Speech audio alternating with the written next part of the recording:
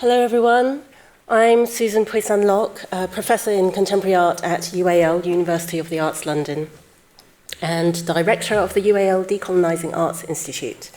Thank you to Maria and Christopher, who have vanished,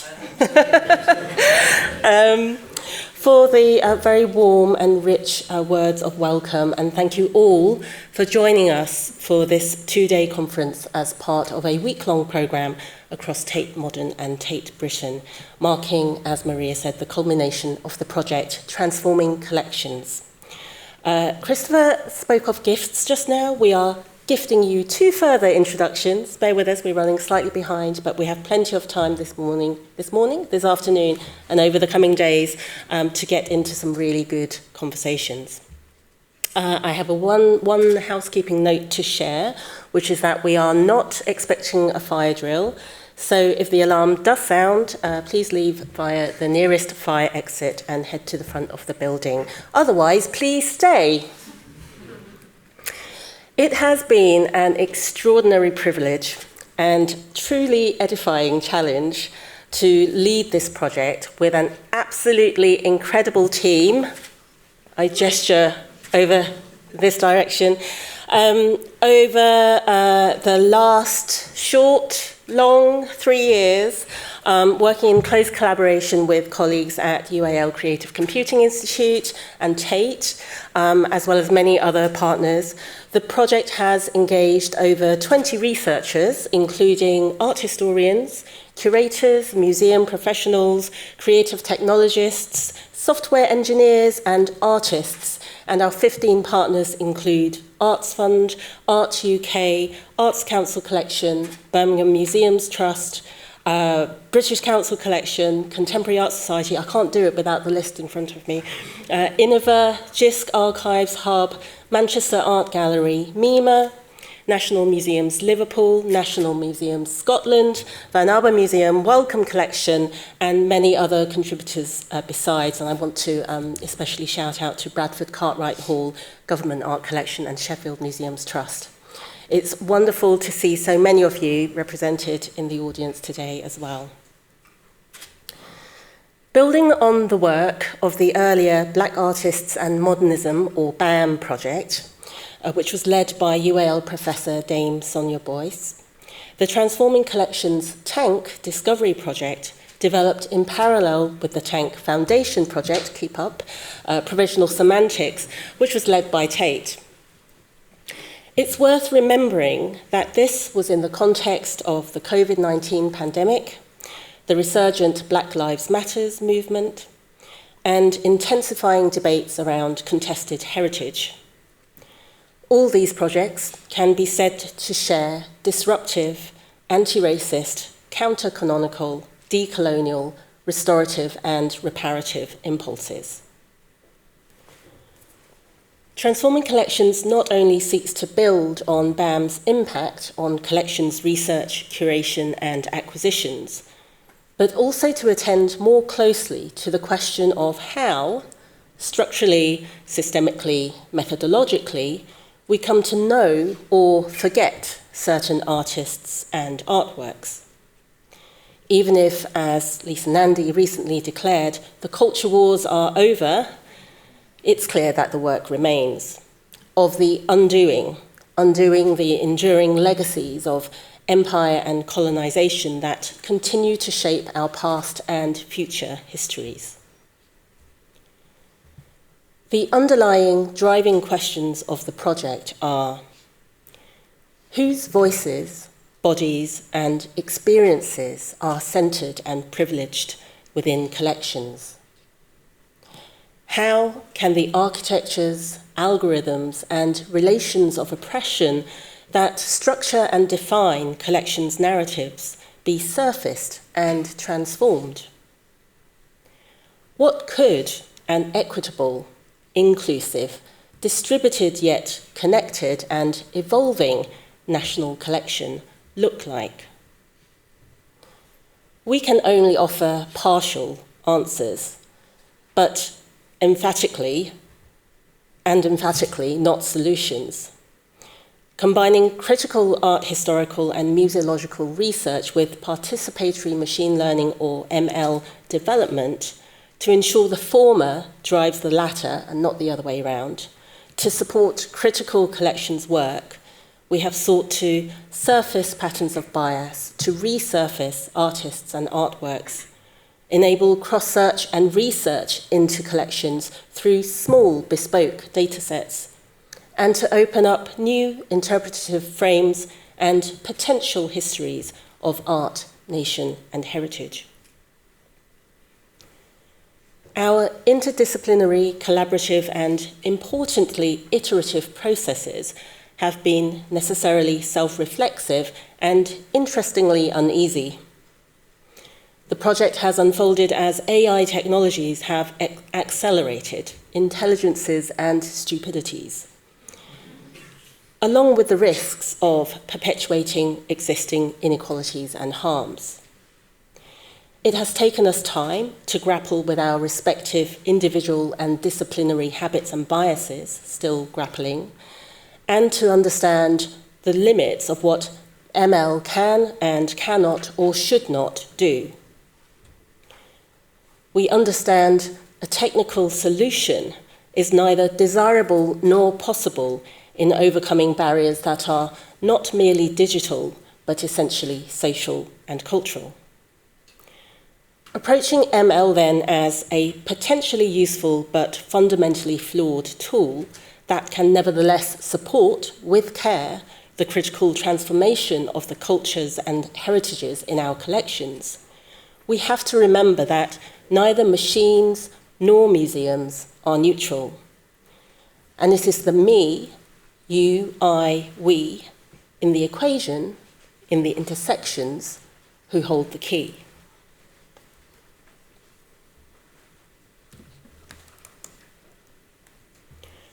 Museum Machine Me frames the Transforming Collections project to emphasize the shared agency and responsibility of individuals, institutions, and technologies. We open the conference with a keynote conversation between Stephanie Dinkins and Rubika Rissam, moderated by Ramon Amaro, who will take these framing intersecting terms, Museum Machine Me, as points of departure. After a break, we will come back for the first of 4 sessions over the next 2 days. Museums times machine learning. What do museums want? And what does AI need from us? Tomorrow, we will continue with session 2. Please give generously. Giving, keeping, caring, and giving back. Session 3, looking, listening, reading, and writing otherwise. And session 4, revoicing, resounding collections. Our speakers include invited esteemed guests working across institutions and collections in the UK, US, and the Netherlands, as well as equally esteemed researchers from across the project, who will also be contributing to the Late at Tate Britain programme on Friday. Please do refer to your gorgeous Museum Machine Me catalogues for session summaries, biographies, abstracts, and details of the Late programme.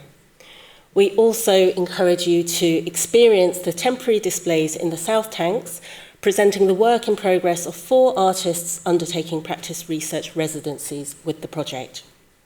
And do please join us in the Tank foyer at the end of the day for a drinks reception, both to celebrate the artists' work as well as the wider project.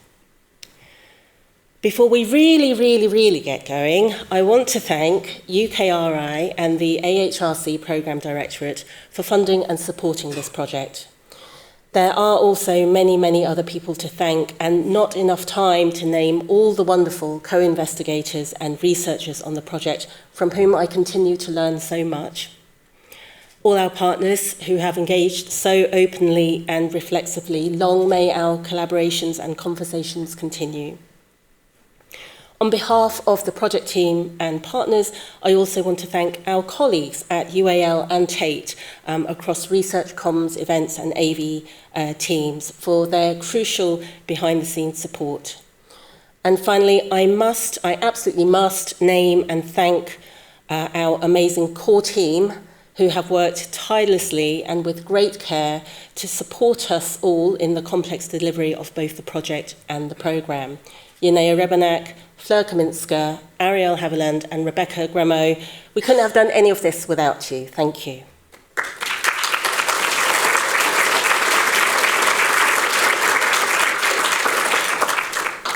Finally, I've said that about 10 times now, I would like to thank my colleague, Mark Miller, co-investigator, co-convener and director of Tate Learning. It has been a real pleasure to collaborate with Mark on the Museum Machine Me programme.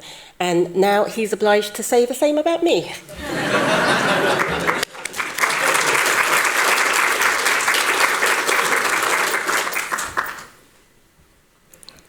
Yes. Hello, everyone. I would right back at you, Susan. I'd just like to acknowledge a huge thanks to Susan for her generosity, collaborative approach to working. And I think this is such a sort of multifaceted, broader programme, as well as this public programme, that it has been so complex. And Susan's direction, vision, commitment, intellectual and artistic rigour to drive and lead Transforming Collections project has been like truly inspirational and an inspiration. So I'm really honoured that both I, as part of Tate, can be part of this project and can contribute in the way that we can through this programme and as co-I and the many Tate co-Is as well. So thank you.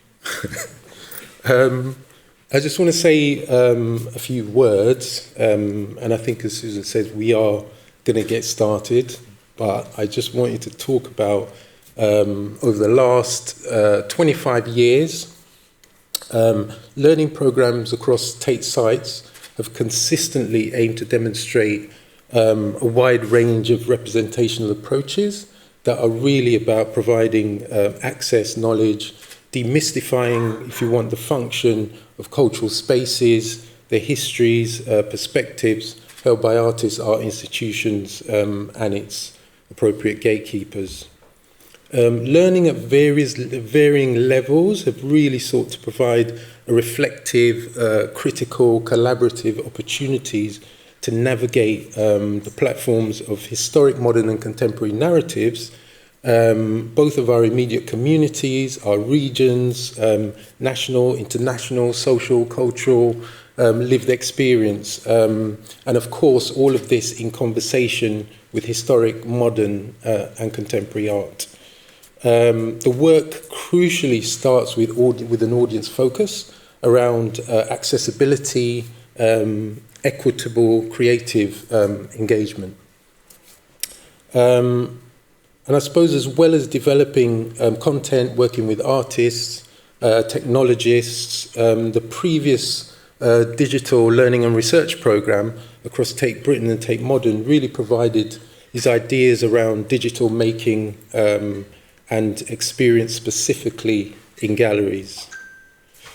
Now we continue to really seek methods and opportunities to provide encounters with emerging technologies, and I say technology in its broadest sense, and explorations outside where they might inhabit across the personal and the professional.